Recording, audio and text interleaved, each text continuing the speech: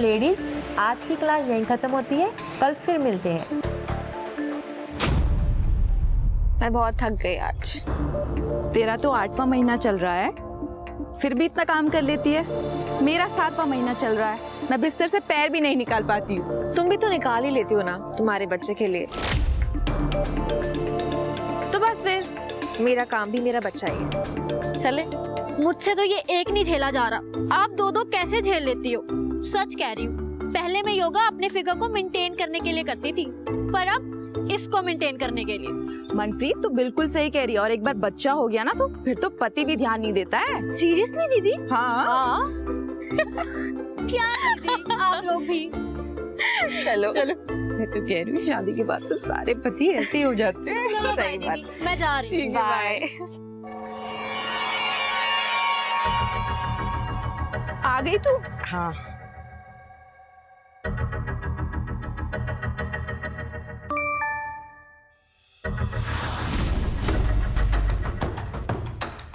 अंजू, हाँ क्या हुआ? कोई टेंशन है? नहीं, कुछ भी नहीं।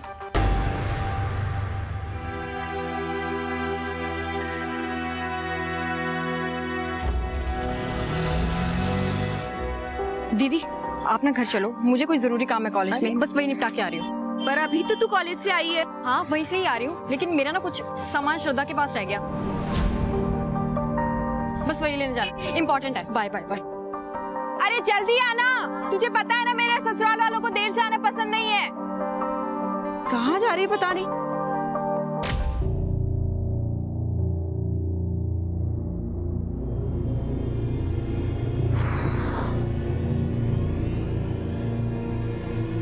रुको,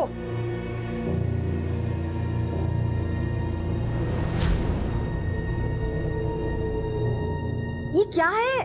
इतना नमक, इसे खाकर कौन वापस आएगा यहाँ पे? मैं ढाबा कैसे चलाऊंगी? अरे इसीलिए तो बोला है मेम साहब, बंद कर दीजिए ये ढाबा। अरे औरतों के बस का नहीं है ये ढाबा बाबा चलाना। बग्गा, तुम यहाँ क्या कर रहे हो? अरे मैडम, कब समझोगे आप? मैडम, दाल में नमक और आदमी में गुस्सा, अगर दोनों ज्यादा हो जाए ना तो स्वाद खराब कर देते हैं। आप बेच क्यों नहीं देती हमें? अरे सबको पता है आप कितना नुकसान उठाती हो। ऐसा है, अपने बाप लोगों से जाके कह दो कि उनकी औकात नहीं है अंजू का ढाबा खरीदने की, और ना तेरी औकात है मुझे डरा सकने की। आई समझ में? और ये ढाबा कुछ दिनों के लिए बंद कर दो। अरे अपनी हालत तो देखो, और वैसे भी तुम दोनों की शादी होने वाली है 2 सप्ताह में। वो चाहते ही यही है कि मैं अपना ढाबा बंद कर दूं, पर मैं झुकूंगी नहीं। अरे माँ, एक मिनट। अंजू, मुझे पता है तुम बहुत ब्रेव हो, पर अपना ख्याल रखा करो ना। पता नहीं क्या जादू कर दिया मेरे बेटे पर। अरे इसको से कुछ दिखाई सुनाई नहीं देता।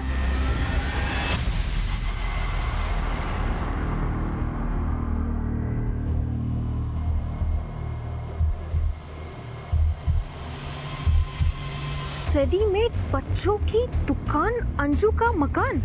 शादी की कोई गारंटी नहीं, पर मजा पूरा। किसने लिखा ये?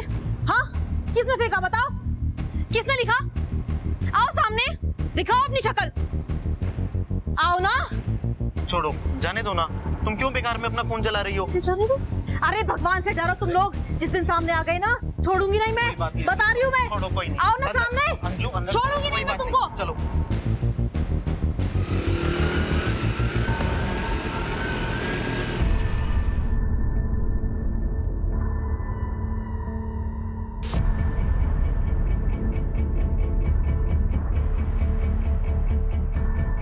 अरे प्रीति, ले बेटा, थोड़े दिनों में तेरी ना गोद भराई है, मेहमान आएंगे, तुम्हारी ये हड्डियां देखकर क्या सोचेंगे? मम्मी जी, हड्डियां? मेरा 10 किलो वजन बढ़ गया है 2 महीने में। चुप कर, ऐसे नहीं बोलते। कौन था वो? कॉलेज का फ्रेंड था। फ्रेंड था या बॉयफ्रेंड था जो ऐसे गली में चिपक के बात कर रही थी? तुम्हें जरा सा भी अंदाजा है कि तुम्हारी इन हरकतों की वजह से ना हम सबकी इज्जत पे क्या असर पड़ता है? ओ प्लीज इज्जत का लेक्चर ना आप लोग तो मुझे मत ही दो, क्योंकि अगर मैंने अपना मुंह खोला ना तो बहुत बुरा लगेगा।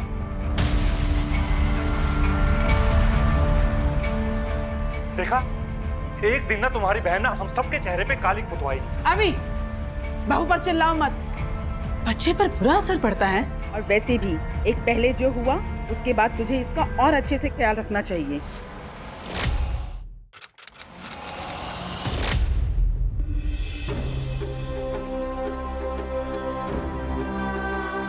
तुम्हारी लापरवाही की वजह से मेरे पोते को पैदा होने से पहले ही मार दिया।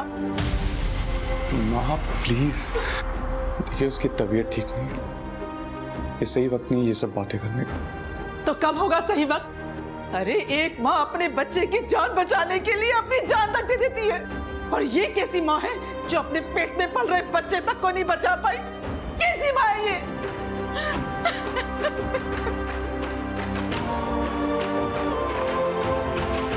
अरे यार प्रीति, तुम बीते हुए कल को लेके उदास होती रहोगी या आने वाले कल के लिए खुश भी होगी?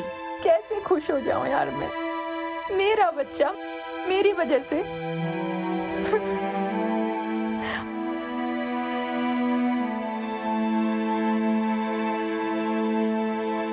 अगर तुम नहीं होती तो क्या होता मेरा? मैं यही हूँ और आने वाले 40-50 साल के लिए भी यही हूँ। झेलने के लिए तैयार है ना मुझे?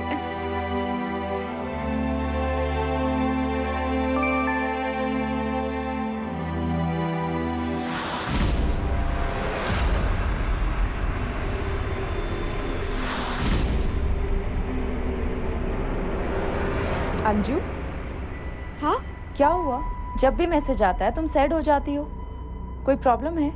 ऐसा कुछ भी नहीं है। चुपचाप से मुझे बता दो क्या प्रॉब्लम है तुम्हें। आज तो तुम्हें बताना ही पड़ेगा। क्या है ना यार प्रीति, पैसों का बहुत टेंशन है। ढाबे के खर्चे बहुत बढ़ गए हैं और मेरी सासू माँ, उनको शादी धूमधाम से करवानी है। कैसे होगा सब? कहाँ से लाऊंगी मैं इतने पैसे? और मैंने तुम्हें इसलिए नहीं बोला क्योंकि तुम्हारी अपनी बहुत परेशानी है और मैं और नहीं देना चाहती। तुम कैसी बात कर रही हो? मेरी टेंशन लेने के लिए मेरा पति है ना, और तुम्हारी टेंशन लेने के लिए मैं हूँ। जल्दी से बताओ कितने पैसे चाहिए तुम्हें? बस, तुम्हें क्या लगता है कि पैसे पेट पे उगते हैं जो तुम पर और तुम्हारी फालतू की सहेलियों पर खर्च करूं मैं? मैंने तुमसे कभी कुछ मांगा है पहले? उल्टा मैंने तुम्हारे लिए इतना कुछ झेला है। झेलना होता क्या पता भी है तुमको? प्रेग्नेंट तुम नहीं हो पा रही थी, अपनी बहन को यहाँ मेरे सर पे चढ़ा के रखा हुआ है, और इन सब के बावजूद तुम चाहते हो कि मैं तुम्हारा एहसान मानूं? हाँ, एक फूटी कोड़ी नहीं दूंगा तुम्हें। ये बात ना अपने दिमाग में बिठा लो।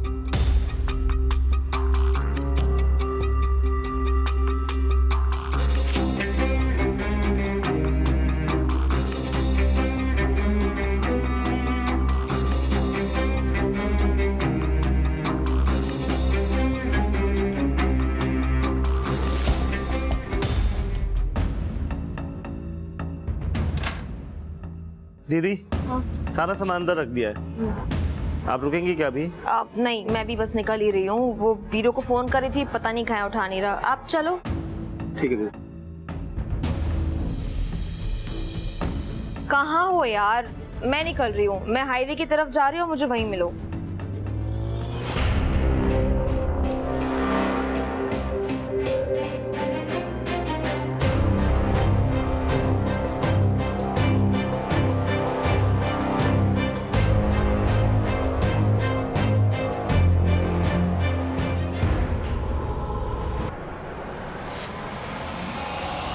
टीटू, जब मैं घर से जा रही हूँ तो तुम यहाँ रहकर क्या करोगी? क्यों?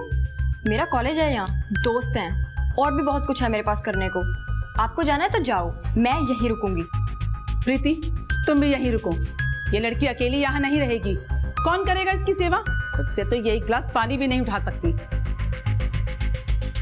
मम्मी जी, मुझे मायके जाना है, मेरा मन नहीं लग रहा है यहाँ पर। अभी माँ प्लीज, अगर वो नहीं रुकना चाहती ना, उसके साथ जबरदस्ती करके कोई फायदा नहीं है। अभी या तो ये दोनों बहनें यहाँ रहेंगी या दोनों ही जाएंगी। मैंने कह दिया, बस कह दिया।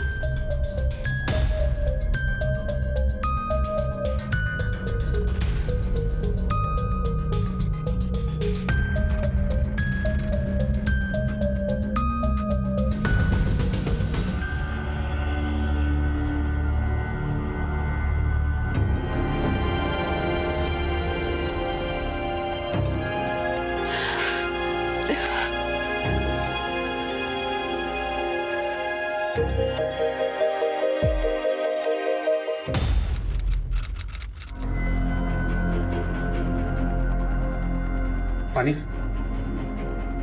बताइए, क्या कंप्लेंट लिखवानी है आप? सर, मेरी फ्रेंड अंजू कल से मिसिंग है। उसका फ़ोन भी बंद आ रहा है सर, और वो घर पर भी नहीं है सर। तो आपको ऐसा क्यों लगता है क्यों मिसिंग है? हो सकता है कहीं चली गई। सर, उसने ऐसा कभी नहीं किया। वो बिना बताए कभी कहीं नहीं गई। प्लीज़ उसे ढूंढ लीजिए, वो ज़रूर किसी परेशानी में है सर, प्लीज़। क्या फर्क पड़ता है, बॉस नया हो या पुराना, होते तो खड़ूस ही है ना। कम से कम पुराने वाले की आदत तो थी, नए वाले की वापस से आदत डालनी पड़ेगी। ओ बाय द वे, शर्मा कह रहा था बहुत डिमांडिंग है ये। वो तो मैं हूँ, अगर नहीं होगा तो ऑफिस आवर्स में ऐसे ही गॉसिप चलती रहेंगी। So I'm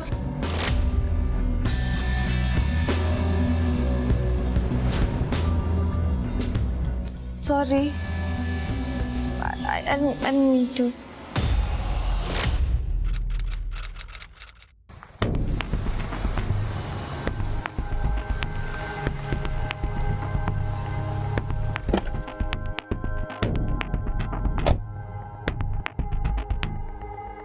सर, दरवाजा तोड़ दीजिए।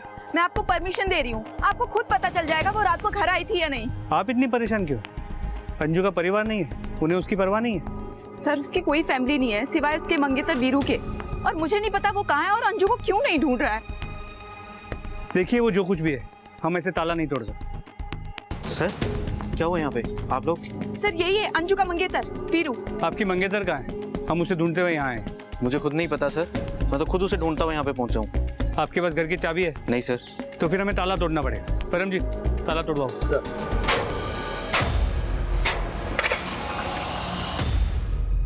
परम जी। जी सर। घर चेक करो। आखिरी बार कब बात हुई थी अंजू से? कल दिन में अंजू के ढाबे पर ही उससे मिला था मैं। उसके बाद बात ही नहीं हुई? सर, अब कॉलेज में थोड़ी ना पढ़ते हैं कि हर टाइम फोन पर लगे रहें। और 2 दिन में शादी है हमारी सर। उसकी शॉपिंग के लिए हम शाम को मिलने वाले थे। मैंने जब फोन ट्राई किया तो उसका फोन नहीं मिला सर, बंद था। तो मुझे लगा शायद वो चार्ज करना भूल गई, इसलिए बंद है। और मैं भी थका हुआ था सर, इसलिए मैं सीधा घर जाकर सो गया।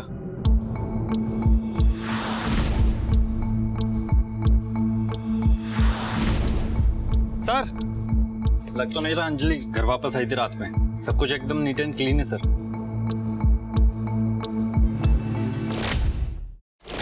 सिंह, 2 दिन में इस लड़की की शादी होने वाली थी, कुछ दिन में मां भी बनने वाली थी, ढाबा चला रही थी सो अलग।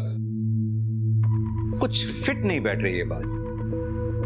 सब कुछ तो इसकी लाइफ में ठीक चल रहा था, फिर ऐसे ही बिना किसी को बताए कहीं चली गई, पॉसिबल नहीं है। सर, उसकी मोबाइल की लोकेशन रिकॉर्ड मंगवा ली है। उसकी लास्ट लोकेशन से शायद कुछ पता चल जाए। जब तक सेल की लोकेशन नहीं आती, ढाबे पर पता करो। आखिरी बार वो वहीं से निकली थी जब गायब हुई। सर, कुछ बताया था कहाँ जा रही है? सर, मैंने पूछा तो नहीं, लेकिन दीदी बहुत जल्दी में थी। क्या ढाबे पे कोई प्रॉब्लम, कोई मसला या कुछ आसपास? सर, वो एक बग्गा नाम का आदमी दीदी को बहुत परेशान करता था। सर, अंजू की लास्ट लोकेशन मिल गई है, यहाँ से निकलने के बाद की।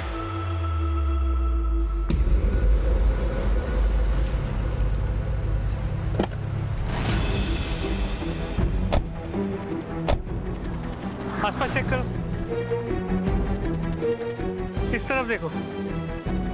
सर, ये फोन मिला है।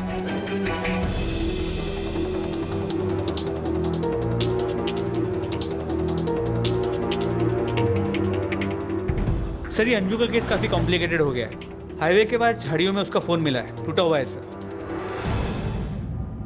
ठीक है सर, हम आसपास पूछताछ करते हैं।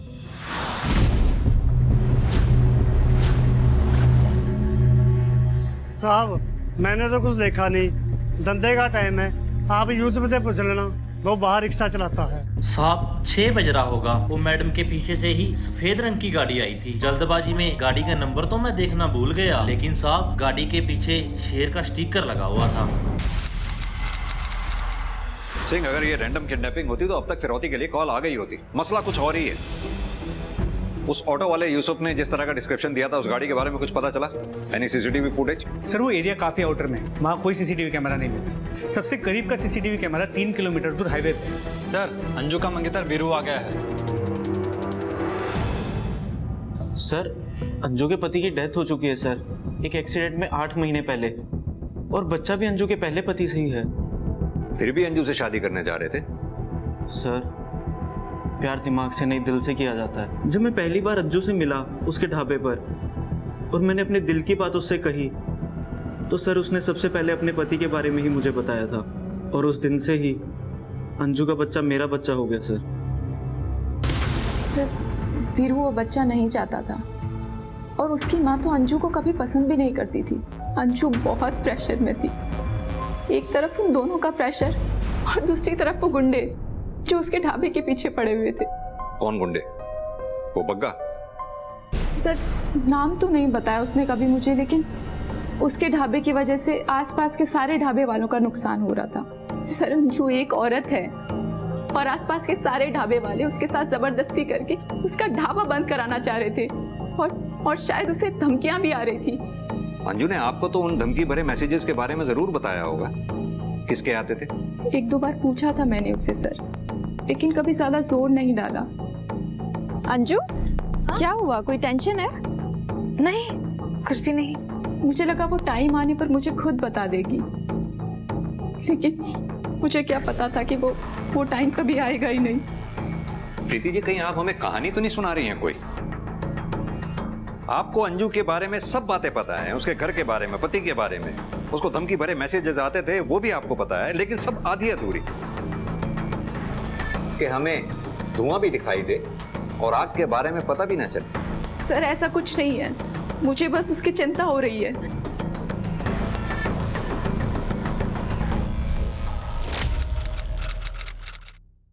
वीरू को ये बच्चा नहीं चाहिए प्रीति, वो छोड़ देगा मुझे। जब से ये बच्चा मेरी जिंदगी में आया ना, सिर्फ मुसीबत लेकर आया ये मेरे। पहले मेरे पति की मौत हो गई और अब वीरू, वो छोड़ देगा मुझे। अंजू देखो सुनो, बच्चे भगवान का रूप होते हैं, तुम सब्र रखो, सब कुछ ठीक हो जाएगा। कुछ ठीक नहीं होगा जब तक ये जिंदा है। सर एरिया के गुंडों का किडनैपिंग में कोई कनेक्शन नजर नहीं आ रहा और बग्गा की लोकेशन के बारे में भी कुछ नहीं जानते। उन्हें कह दिया है कि अगर बग्गा की कोई भी इन्फॉर्मेशन मिले सबसे पहले हमें फोन कर। और वो टेक्स्ट जो अंजू को आया करते थे उसके बारे में कुछ पता चला? सर वो एक अनरजिस्टर्ड नंबर से आते थे, वो सिम किसने खरीदा था इसका पता लगा रहे हैं। हेलो, ठीक है सर, हाईवे पेट्रोल टीम को एक सस्पिशियस गाड़ी नजर आई है खानपुर एरिया में।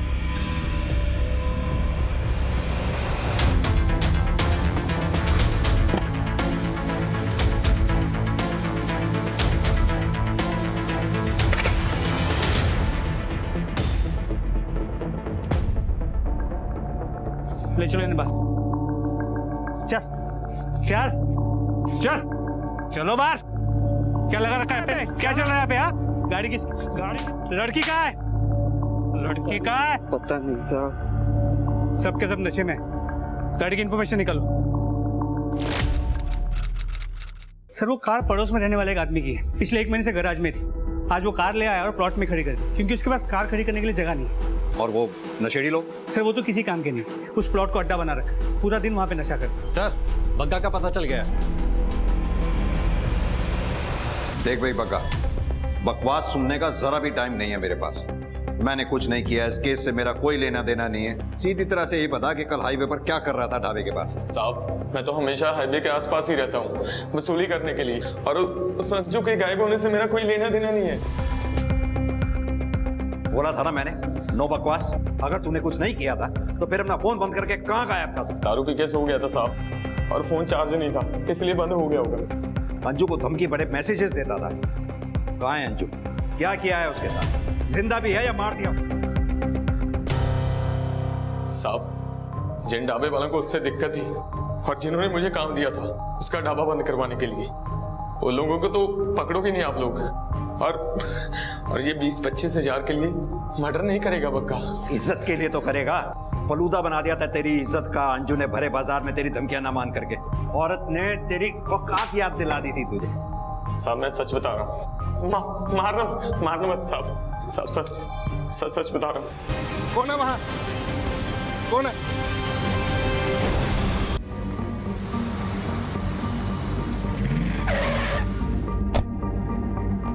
अरे साहब देखिए यहाँ मर्डर हो गया। कौन आप ही ने किया था? हाँ जी साहब, भाई लेकिन मैं ठीक ठाक से देख नहीं पाया। किस तरफ गया? किस तरफ साहब? अभी अंजू का मेरे सिवाय कोई नहीं है, वो वीरू भी नहीं। मैं नहीं करूंगी तो कौन करेगा उसके लिए? देखो, कोई करे या ना करे वो हमारी प्रॉब्लम नहीं है, और तुम्हारी इस भाग दौड़ की वजह से ना मैं तुम्हें और अपने बच्चे की जान को खतरे में नहीं डाल सकता। पिछली बार की तरह ना तुम्हें अपने बच्चे की जान नहीं लेने दूंगा।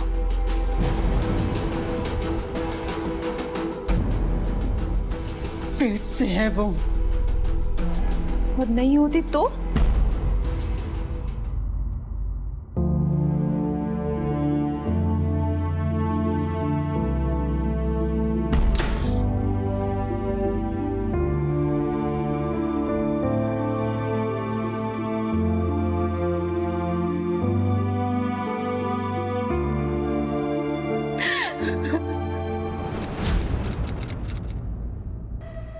अरे देख अभी, कितनी सुंदर सुंदर लड़कियां हैं। बता कौन सी पसंद है तुझे इसमें? अरे देख ना। और इसके लिए तो बता रहे थे बहुत अच्छे पैसे देंगे। ये क्या हो रहा है अभी? अभी क्या बताएगा, मैं बताती हूँ। दूसरी शादी कर रही हूँ इसकी। तुम तो मुझे पोता दोगी नहीं। तुम क्या चाहती हो, मैं बिना पोते का मुंह देखे ही मर जाऊं? अभी दूसरी शादी? सच में? तुम मेरे साथ ऐसा कैसे कर सकते हो अभी? तुम जानते हो कि मुझमें कोई प्रॉब्लम नहीं है। अभी प्लीज मेरे साथ ऐसा मत करो, मैं फिर से प्रेग्नेंट हो जाऊंगी। तुम जानते हो कि कितना स्ट्रेस है मेरे ऊपर। अभी देखो ना मेरी तरफ प्लीज।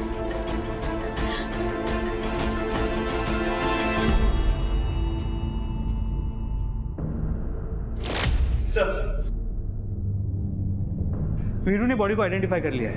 वो बॉडी अंजू की है, और पोस्टमार्टम रिपोर्ट से पता चला है कि अंजू की मौत से ठीक पहले उसकी डिलीवरी हुई थी। और सर, उसके बच्चे के पोस्टमार्टम रिपोर्ट से भी इंटरेस्टिंग बात सामने आई है। ये माजरा क्या है? अंजू को पत्थर से कुचल के मारा गया, लेकिन उसके बच्चे को नहीं। ना तो हम अंजू को बचा पाए और ना ही उसके बच्चे को। अब कम से कम उसके किलर को पकड़ लें तो अंजू को इंसाफ मिलेगा। एक काम करो, अंजू को सारे कॉन्टैक्ट्स के बैकग्राउंड में जाओ, छोटी से छोटी चीज का पता लगाओ। और ये उस अनरजिस्टर्ड नंबर की कुछ डिटेल्स आई हैं जिससे अंजू को टेक्स्ट किया जाता था। गुड़गांव की एक मोबाइल शॉप से 8 महीने पहले ये वहां से खरीदा गया था। गुड़गांव पुलिस को इन्फॉर्म करके इस दुकानदार से इस नंबर की डिटेल्स निकल लो। तब तक मैं रितु से बात करके आता। प्रीति की बहन रितु?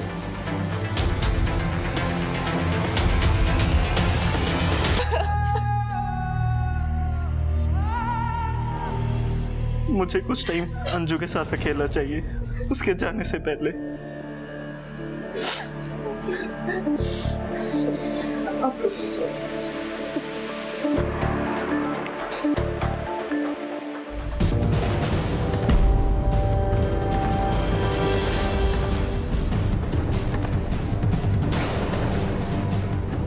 तो अंजू के ढाबे के पेपर अंगूठा लगवा रहे थे इस पे।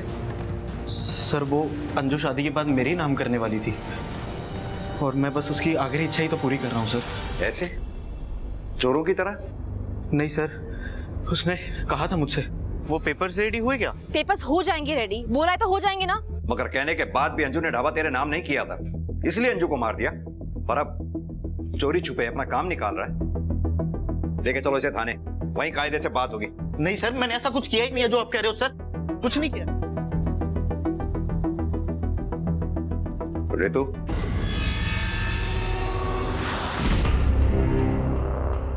मैंने अंजू को टेक्स्ट किया था, लेकिन उसने कोई रिप्लाई ही नहीं दिया। क्यों टेक्स्ट किया था? वो भी उस दिन जिस दिन अंजू के साथ ये हादसा हुआ। सर, एक्चुअली मैं प्रीति से अलग अपने रेंट पे रहने का सोच रही थी, ताकि मेरी वजह से उसे और उसके ससुराल वालों को भी कोई प्रॉब्लम ना हो। और अगर अंजू के ढाबे पर काम मिल जाता तो मेरा रेंट निकल जाता। ठीक है, अभी तो तुम जाओ, जरूरत पड़ी तो फिर पूछताछ करें। ठीक है सर।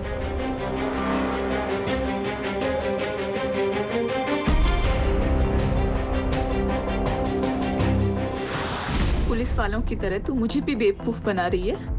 सच सच बताओ, क्या चल रहा है तुम्हारे मन में? यही बात मैं भी तुम्हारे बारे में बोल सकती हूँ, तुम्हारे और अंजू के बारे में।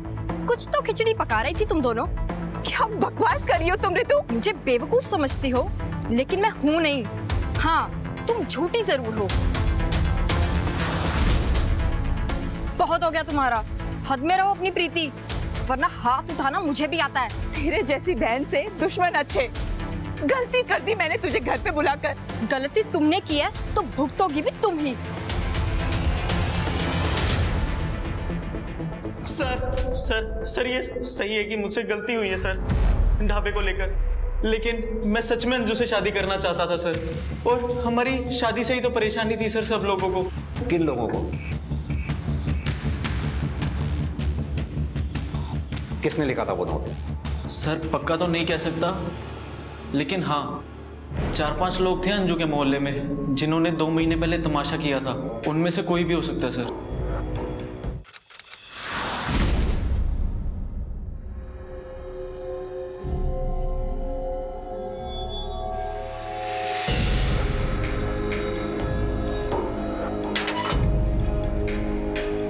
इनको तो मैं अभी बताती हूँ। किसने लिखा ये? सामने आओ। रात के अंधेरे में दिख के अपनी मर्दानगी दिखा रहे हो तुम लोग? हाँ, मैं किसी से भी शादी करूँ, कितनी भी शादी करूँ, किसी का भी बच्चा पैदा करूँ, तुम लोग को क्या लेना देना है? मेरा घर है ये। हमें कुछ नहीं करना, ये शरीफों का मोहल्ला है। तुम्हारे जैसी औरतों ने यहाँ बसकर पूरे मोहल्ले का माहौल खराब कर दिया है। मैं तो अभी बताती हूँ। अंजू क्यों मुंह लग रही हो इनके? एक बार अपनी हालत तो देखो। पड़ेगा। नहीं छोड़ो मुझे। अंदर चलो। छोड़ो। अंदर चलो तुम। सर अंजू के पति के बारे में तो नहीं जानती, लेकिन उसकी मौत के 1 साल के भीतर बच्चा पेट में होते हुए शादी कर रही थी वो किसी से। ऐसी औरतों के आशिक और दुश्मनों की कमी थोड़ी ना होती है। मार दिया होगा किसी ने।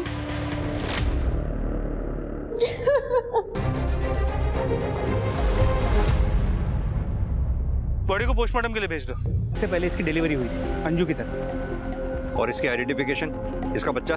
सर अब तक कुछ भी पता नहीं चल पाया। सर अंजू यहाँ आने से पहले गुड़गांव में रहती थी। हमारी लोकल पुलिस उसके एड्रेस पर पहुंची तो पता चला कि उसकी शादी नहीं हुई थी सर। और सर पति के मौत की कहानी उसने झूठी बनाई थी सर।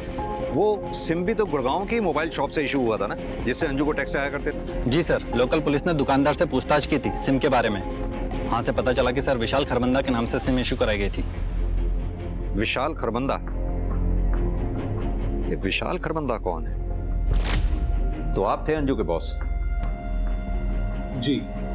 उसे धमकी भरे मैसेजेस क्यों भेजते थे आप? सर मैं उसे मैसेजेस जरूर भेज रहा था, बट उसे मिलने के लिए। और क्यों बुलाना चाहते थे उसे? सर वो मुझे ब्लैकमेल कर रही थी, मुझसे और पैसे चाहती थी। मैं उसे ऑलरेडी 10 लाख दे चुका था ढाबा खोलने के लिए। ऐसा क्या रीजन था अंजू के पास जो तुम्हें ब्लैकमेल कर रही थी? दूर हटो मुझसे। तुमने मुझे बताया क्यों नहीं कि तुम ऑलरेडी शादीशुदा हो? सुनो मेरी बात, तुम्हारा तलाक कल हो या आज हो, मुझे उससे कोई फर्क नहीं पड़ता। मैं तुम्हारी बच्चे की माँ बनने वाली हूँ और तुम पीछे हट रहे हो। अंजू फॉर गॉड सेक धीरे बोलो, बाहर ऑफिस। I don't care, सुनने दो सबको। You know what?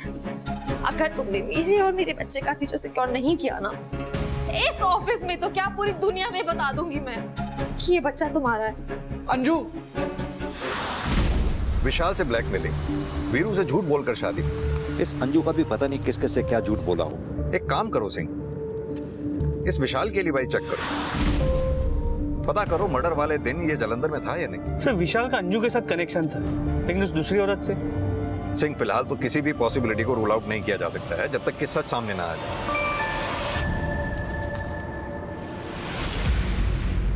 सर उस दूसरी औरत का सच सामने आ गया, उसे आइडेंटिफाई कर लिया गया। उसका नाम मनप्रीत कौर। सर 3 दिन से गायब थी मनप्रीत कौर। उसके हस्बैंड ने हमारे थाने में मिसिंग रिपोर्ट भी लिखवाई थी। ये देखिए सर, वो 9 मंथ से प्रेग्नेंट भी थी। हम उसके बच्चे को ढूंढने की कोशिश कर रहे हैं, लेकिन अभी तक कुछ पता नहीं चला सर। गुरुवार की सुबह मॉडर्न योगा क्लास के लिए निकली थी, देर रात तक घर नहीं आई तो परिवार वालों ने ढूंढना शुरू किया। अंजू भी तो इसी योगा क्लास में जाया करती थी ना, मॉडर्न योगा क्लास। बीना जी, मनप्रीत और अंजू दोनों आपके यहाँ योगा क्लासेस लेती थी, दोनों एक ही बैच में थी और दोनों के बीच का कनेक्शन थी आपको ये कनेक्शन कभी दिखा नहीं? नहीं सर, नहीं दिखा। और मुझे तो मनप्रीत के बारे में ऐसा कुछ पता भी नहीं था। मुझे लगा 9th मंथ पूरे हो चुके हैं, उसकी डिलीवरी हो चुकी होगी, इसीलिए वो क्लास में नहीं आती। बीना जी, आपको छुपा तो नहीं रही है ना हमसे, क्योंकि मनप्रीत के बच्चे की जिंदगी का सवाल है। नहीं सर, इसमें छुपाने वाली कौन सी बात है? ये प्रीति अंजू की फ्रेंड, इसके बारे में आपका क्या कहना है? सर प्रीति मेरी अच्छी क्लाइंट रही है और अंजू और मनप्रीत की अच्छी दोस्त भी थी।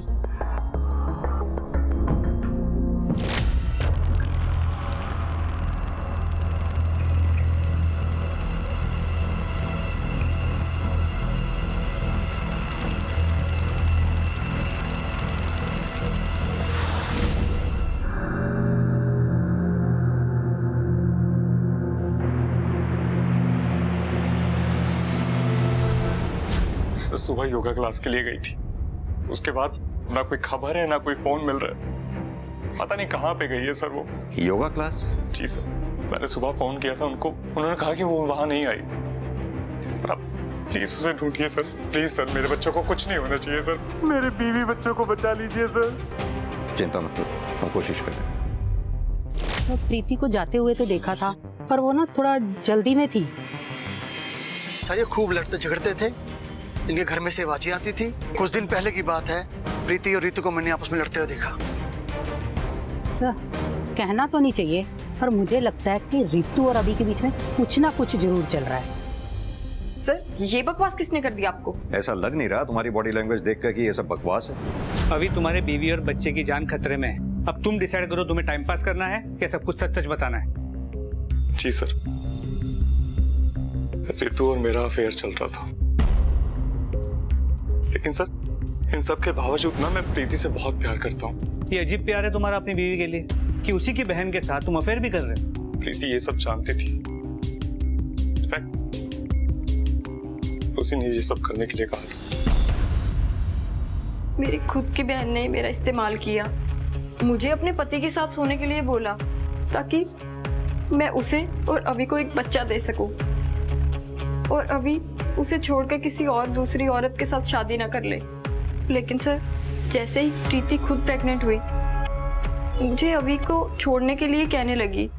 सर मेरे मन में अभी के लिए फीलिंग्स हैं, तो ऐसे कैसे छोड़ दूं? सही कह रही हैं आप, ऐसे कैसे छोड़ दें किसी को? गुस्सा तो आएगा ही, इसीलिए शायद प्रीति को गायब कर दिया आप। सर मैंने आपको सब कुछ सच सच बता चुका हूँ। मेरे बच्चे की माँ बनने वाली है वो। एक बच्चा ना मैं पहले खो चुका हूँ, अब दूसरा नहीं खो सकता सर। प्लीज उसे ढूंढिए सर, देखिए प्लीज उसे ढूंढिए सर। एक मिनट, बच्चा खो चुका हूँ मतलब?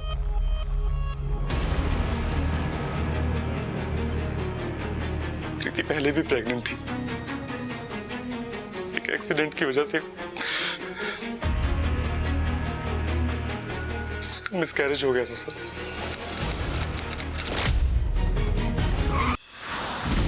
देखिए सर, मेरी बीवी और मेरे बच्चे दोनों ठीक है, बाकी आपको जो पता लगाना है आप लगाइए, वो आपका काम है। अपना ही काम कर रहे हैं हम, प्रीति से बात करनी है हमें। तो आप डॉक्टर से बात कीजिए सर, वहाँ अंदर प्रीति का चेकअप चल रहा है।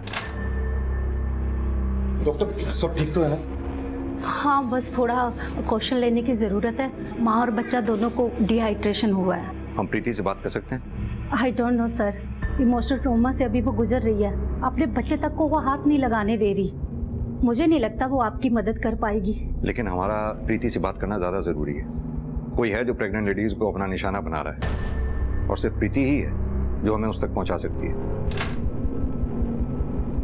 प्रीति सर पूछिए जो पूछना है, मैं सब बताऊंगी।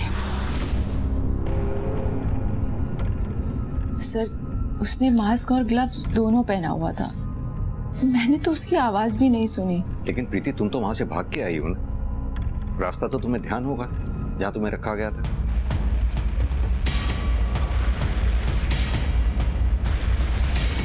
परमजीत, फोरेंसिक टीम को बुलाओ। तीनों विक्टिम्स के सर्कमस्टेंसेस अलग, तीनों के प्रॉब्लम्स अलग। एक्सेप्ट कि वो तीनों ही प्रेग्नेंट थी। सर उस रूम से मिले प्रीति के ब्लड की लैब रिपोर्ट आ गई सर, आपको देखनी चाहिए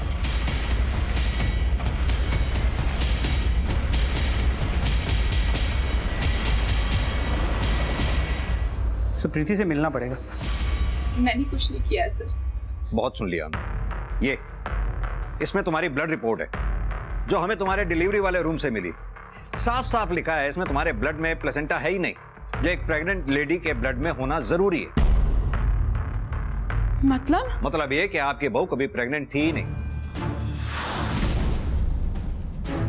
इसकी प्रेगनेंसी से लेकर डिलीवरी तक आपसे झूठ बोला इसने। अपने बच्चे तक को वो हाथ नहीं लगाने दे रही। डॉक्टर इस बच्चे को देख लेती है, छू लेती, तो उसे पता चल जाता कि ये बच्चा 6 से 7 दिन पहले हुआ था। और किडनैपिंग का नाटक तो तुमने 2 दिन पहले किया था, यानी कि ये बच्चा तुम्हारा है ही नहीं। नहीं, ये बच्चा मेरा है। ठीक है, तो हम इस बच्चे का डीएनए टेस्ट करवा लेते हैं, उसके बाद साफ हो जाएगा। और इस बच्चे को तुम एक पल भी अपने पास नहीं रख पाओगे। नहीं, नहीं, मैं नहीं दूंगी ये बच्चा। अगर मैंने ये बच्चा खो दिया तो ये लोग मेरा जीना हराम कर देंगे। मैंने सिर्फ और सिर्फ अपनी शादी बचाने के लिए ये सब किया। पहले बच्चे को खोने के बाद इन लोगों ने मेरा जीना मुश्किल कर दिया था। या तो ये दोनों बहनें यहाँ रहेंगी या दोनों ही जाएंगी।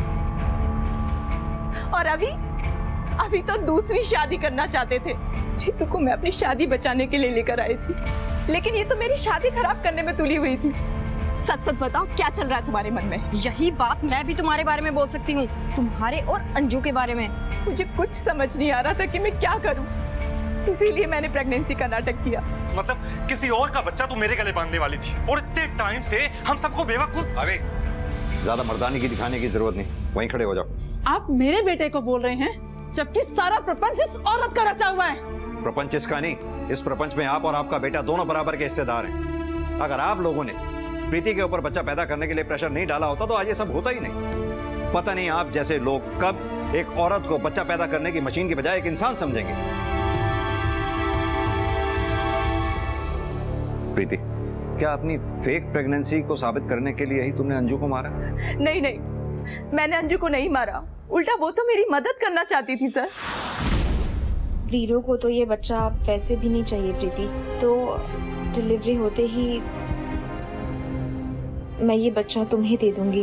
मैं अभी मायके जाने की सोच रही हूँ, पर रितु है कि जाने को तैयार ही नहीं है। अब तुम बताओ, अगर मैं मायके नहीं गई तो ये बच्चा कहाँ बदलेंगे हम लोग? कहीं रितु को कुछ शक तो नहीं हो गया है? और डाउट की तो कोई वजह ही नहीं है, बस अब सब कुछ ठीक हो जाए जल्दी से। अंजू के गायब हो जाने के बाद मेरी मुसीबतें बढ़ गई थी। मैं क्यों मारूंगी उसे सर? हो सकता है अंजू की ममता जाग गई हो, तुमने अंजू के साथ जबरदस्ती की होगी। अंजू का बच्चा मरा हुआ पैदा हुआ जो तुम्हारे किसी काम का नहीं था, इसीलिए तुमने अगला शिकार मनप्रीत को बनाया। ये बच्चा मनप्रीत का ही है ना? हाँ, ये मनप्रीत का बच्चा है, लेकिन मैंने मनप्रीत को नहीं मारा है। तो फिर मनप्रीत का बच्चा तुम्हारे पास आया कैसे? वो मैं आपको नहीं बता सकती, मैंने किसी से वादा किया हुआ है। देखो प्रीति, अगर तुम हमें सच नहीं बताओगी तो जेल जाओगी और ये बच्चा भी तुम्हारे पास नहीं रह पाएगा। अगर तुम हमारी मदद अंजू और मनप्रीत के कातिल को पकड़वाने में करोगी तो हम तुम्हारी मदद कर पाएंगे।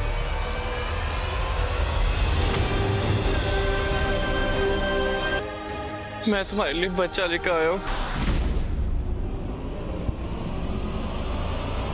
चलो बताओ, तुमने ये सब क्यों और कैसे किया? स्पीड से कार चलाने की वजह से मुझसे प्रीति का एक्सीडेंट हो गया और मेरी वजह से उसका बच्चा भी छीन लिया। और इसलिए तूने अंजू को उठाया। जब अंजू का बच्चा मरा हुआ पैदा निकला तो तेरे किसी काम का नहीं था, इसीलिए तूने मनप्रीत को अपना शिकार बनाया। बस मैंने वो ही किया जो दोनों चाहती थी। प्रीति का एक्सीडेंट भी तूने किया, बच्चा भी तूने ही लाके दिया। माजरा क्या है ये? मुझे उसका दुख देखा नहीं जा रहा था।